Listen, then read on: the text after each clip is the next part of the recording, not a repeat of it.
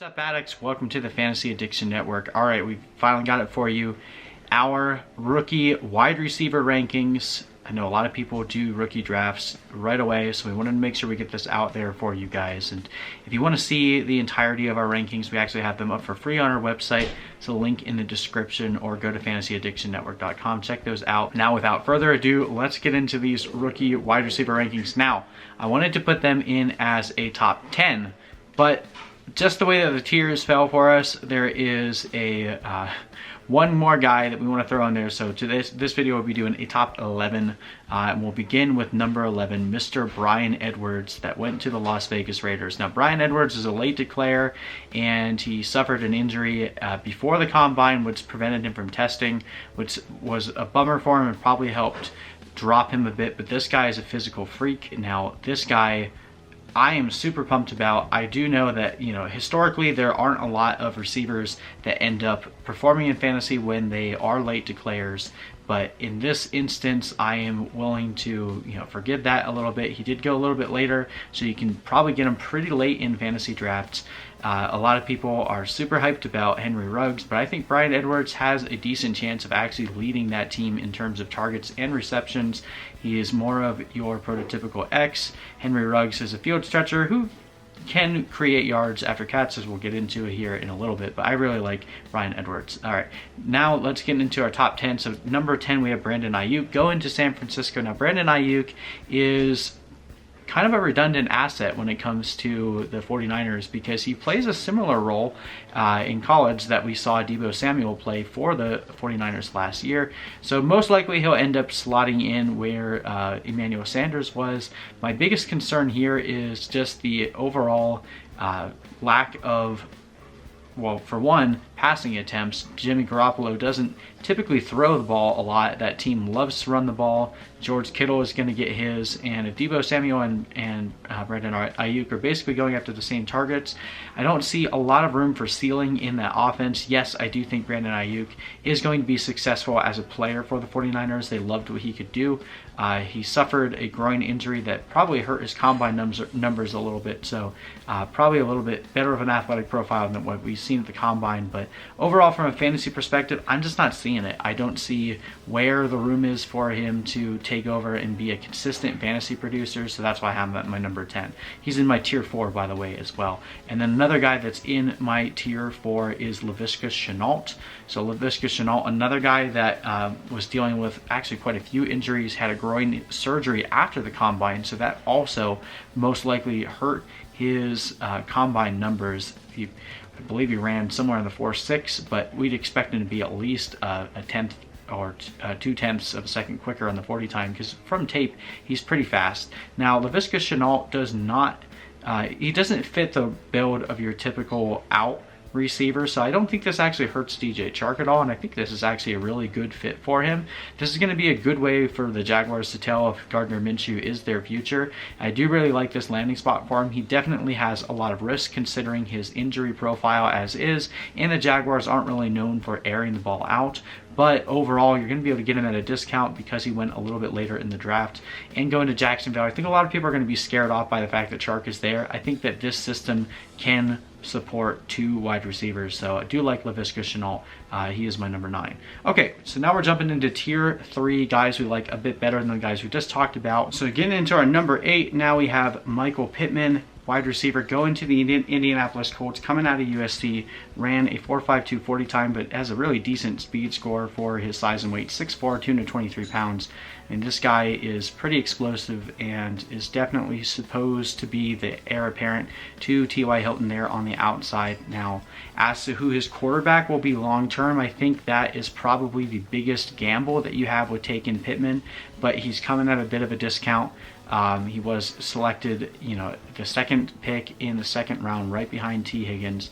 Definitely has a draft capital, and I really, really trust Frank Reich Hopefully they can figure the quarterback situation out beyond just Phillip Rivers this year, because I don't foresee Phillip Rivers playing in Indianapolis for more than this season, maybe at most next season, but it's going to be a little bit of a gamble. You always are a little bit hesitant to take a wide receiver that doesn't have a solid quarterback, so the Colts have some work to do to secure this pick up long term, but I really do like Michael Pittman in the system. I think he's very talented and should fit well, especially has a decent chance of being a productive fantasy asset this year. Paris Campbell obviously is there as well, so we'll see who ends up winning out, but I think Michael Pittman with the draft capital there early in the second round, most likely going to see a decent bit of work this year. Okay, jumping up to player number 7, now we have Henry Ruggs, maybe a little bit lower than some people might expect. Now Henry Ruggs is a burner, ran a 4.28 40 time at the combine, and don't mistake him for just a deep threat. He also has the ability to, gain a lot of yards after the catch, so they'll probably use him in screen plays, kind of like how the 49ers were using Deebo Samuel. He's really fast, so if they don't use him in that element, they're just wasting part of his game, because he's really good at it. And I do think that Henry Ruggs is going to be a more productive receiver than some of the speedy guys we've seen in the past. A lot of people have compared him from an athletic build to Marquise Goodwin, but I think he's better than that. My main concern for Ruggs is he goes to a team that doesn't like to air the ball out. He goes to 2 quarterbacks, whether it's Carr or Mariota, that are throwing the ball. Neither of those guys like to force the issue deep down the field. They like to play conservative, and Henry Ruggs is going to suffer from a fantasy production standpoint because of that.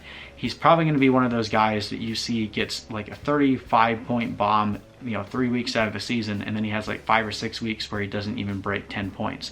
So if you are willing to trust the talent and hope that the quarterback situation in Las Vegas works itself out, I do see Henry Ruggs as being a very useful fantasy asset in the future. But right now, in the immediate next couple years, it's really hard to project Henry Ruggs as being a consistent fantasy asset, and I just don't really like assets that kind of do the roller coaster ride for you.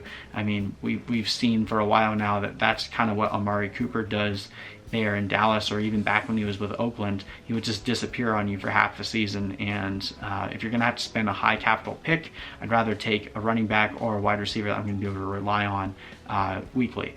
But overall, talent alone, you have to consider him nearer to the top of your board. Okay, let us now jump to number 6. The number 6 guy on our board, we have Denzel Mims. Now, another late declare, and someone that went a little bit later. I do believe that the NFL draft profile for this guy was definitely a bit lower than it was in fantasy. From an athletic standpoint, Denzel Mims is a physical freak. He compares best to Chris Godwin. Incredibly fast, very what he's shown is a very good route runner and very capable of playing that my ball mentality, especially in the end zone. Probably definitely has some work to do on making sure that his routes and his ability to beat press coverage in the NFL is something that carries over, because again, competition is going to be much stronger in the NFL. And then going to the Jets, honestly, is a really good landing spot for him. He gets to develop with Sam Darnold, and I mean, his only real competition is Brashad Perriman and Jamison Crowder, who I think he can definitely stand out in that crowd. Obviously, this can be mainly dependent on whether or not we have training camps in the summer, but I really like Denzel Mims in New York. Been toying with his rankings a bit, but I think we finally settled with him as our 6th ranked receiver. Should be going somewhere near the beginning of the second round of most rookie drafts. Okay, number 5, last guy in our tier 3, we have T. Higgins. Now, T. Higgins may not share the same amount of ability to score points in this upcoming season as some of the guys we just mentioned, just based on the fact that they do still have AJ Green, John Ross, and Tyler Boyd there. But John Ross most likely out after the season, AJ Green also most likely out, so T. Higgins could be the wide receiver 1 or wide receiver 1A there with Tyler Boyd as early as next year. Gets to start off his career learning with Joe Burrow. So Joe Burrow doesn't have any favorites, obviously not playing with the Bengals until now. He gets to develop early on with T. Higgins and develop that rapport with him. So this is a little bit more of a long-term game, but if you trust that Joe Burrow is going to hit by nature, he's going to help his receivers produce, and I think this is a smash landing spot for T. Higgins. So of all those guys, yes, a little bit more of a long-term prospect, but I really like the landing spot there for T. Higgins, and the draft capital going at pick number 33 is fantastic. Okay, jumping up to tier 2, these guys are just too talented, or the draft capital was too high to have ranked with the last guys that we had. So at number 4, we have Jerry Jeudy. Now, Jerry Jeudy fell a little bit in our rankings due to his landing spot, and it's not, I don't want to indict Drew Lock just yet. I think that Drew Lock showed a lot of potential last year, but he averaged about 31 pass attempts per game in the 5 games that he played. So we don't know how much they're going to want to try to increase the passing volume on this team. There's Cortland Sutton there. You also have Melvin Gordon, who catches passes. They drafted KJ Hamler as a burner. They have Noah Fant, and they also drafted Albert O at tight end. So there's a lot of mouths to feed in this offense, and if it's going to be a low volume passing game, it's going to be hard for Jerry Jeudy to produce fantasy points consistently, at least in the first couple years. Now, I do believe in his talent, arguably the best route runner in this class, and has every ability to be a very, very productive receiver in this league. Compares to guys like Jeremy Maclin, but some people even saw a bit of Julio Jones to his game. A lot smaller than Julio Jones, but fantastic route runner, has great ball presence, is able to make space in the open field, and I think overall one of the most talented wide receivers, if not the most talented wide receivers in this draft class. But going to Denver definitely hurts his draft stock a little bit, at least in the immediate future. Now, if Drew Lock takes a massive step up, that would completely change the way that we feel about Jerry Jeudy. It's just hard to project that right now when we haven't really seen it yet, and there really isn't anything but gut feeling to go off of to assume that Drew Lock is going to take a massive step forward this year. But if you're a believer in Drew Lock, then you probably want Jerry Jeudy as your number 2 guy.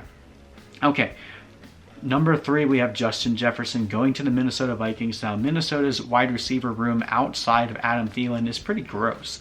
So this was a smash landing spot. They took him with a very high pick in the first round, and Justin Jefferson was a massive producer in college.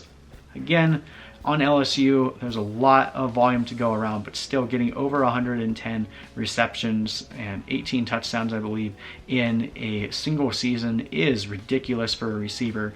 Production for receivers is one of the biggest correlations to fantasy and NFL success.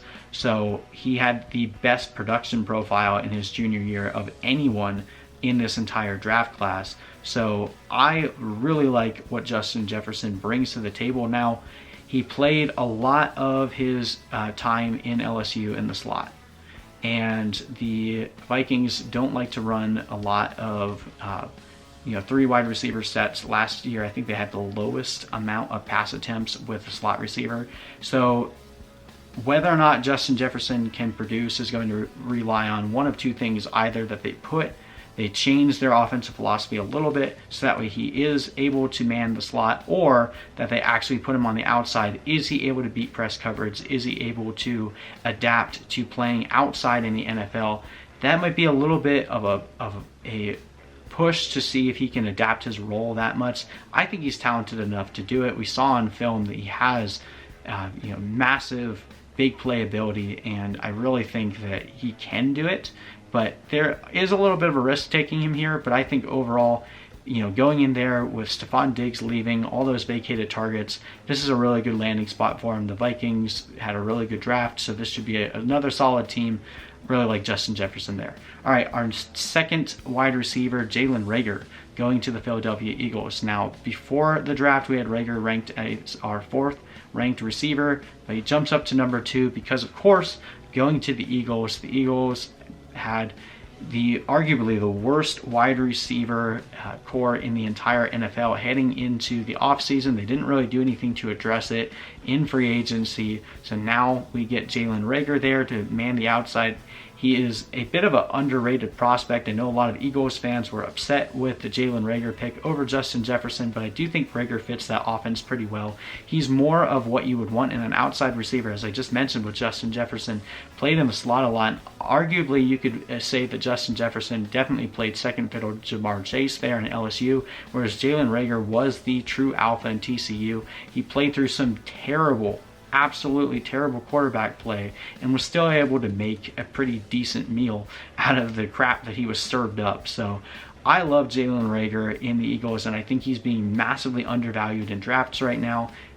If I had to place money on who I thought would be the most productive rookie receiver in this class, it would definitely be Jalen Reagor. And if he hits, there's no reason that he shouldn't continue to find success in the NFL. He's a little bit of a smaller guy, kind of compares to Randall Cobb or Christian Kirk in terms of his size and speed, but I do think he's a little bit muscular, a little bit bigger than that, and can play above his body. So I love this landing spot. Jalen Reagor, like, if it wasn't for the next guy that we're about to talk about, he would definitely be my number one in this class. But get him in the late first round is a steal once all the running backs are off the board. Love Jalen Reagor. All right, but without further ado, our number one pick, CeeDee Lamb. CeeDee Lamb going to the Dallas Cowboys. Fell all the way to pick 17, and there were a lot of teams, I think, that overthought this.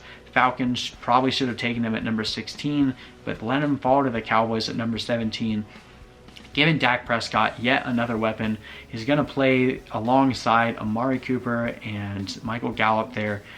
I know a lot of people are probably upset with his immediate production because of the fact that he's playing there with Cooper and Gallup, but let's be honest here. Amari Cooper has a very expensive contract that they can completely get out of after 2 years. So if Amari Cooper continues dealing with injuries or continues to be inconsistent, especially with his home road splits, don't be surprised if Amari Cooper is on the outs in Dallas here within the next couple of years. We know Dak Prescott is their future, and Michael Gallup showed a lot of promise as well. So he's going to be running free out there, and most likely will play a lot of routes in the slot, which, I mean, it's going to be a nightmare to try to defend against Amari Cooper, Michael Gallup, and CeeDee Lamb. CeeDee Lamb, right next to Jerry Jeudy in terms of his route running ability. He's a yak freak, one of the most productive receivers that we've seen in a while, and from an athletic profile is arguably the best athlete coming out of this class.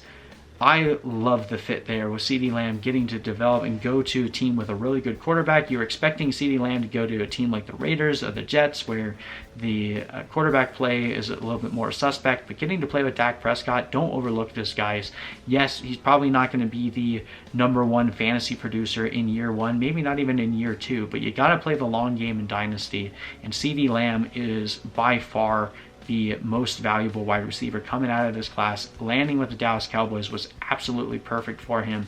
So if you're taking a wide receiver above any other player, you got to take CeeDee Lamb. Now, hit my video up for why I think that you should be taking running backs over any of the receivers in this class, but once the big 5 running backs are gone, if you're taking anybody over CeeDee Lamb, I just don't agree with that take. So love CeeDee Lamb a lot and think he's going to be a phenomenal fantasy asset. Just give him a little bit of time, let him find his comfort zone in Dallas. And I mean, there's definitely a world where he's seeing 80, 90 targets even this season because he's that good of a prospect. He might just demand that there in Dallas. And Dallas's defense might be terrible, so they might have to score a lot of points, which would mean that they could support 3 receivers. So anyway, that is my top 11 wide receivers, but overall, you want to see the entirety of how I have this rookie class laid out. We have our tiers up on our website. Check out fantasyaddictionnetwork.com or click that link in the description. Absolutely free, and good luck to your rookie drafts. We'll see you in the next video.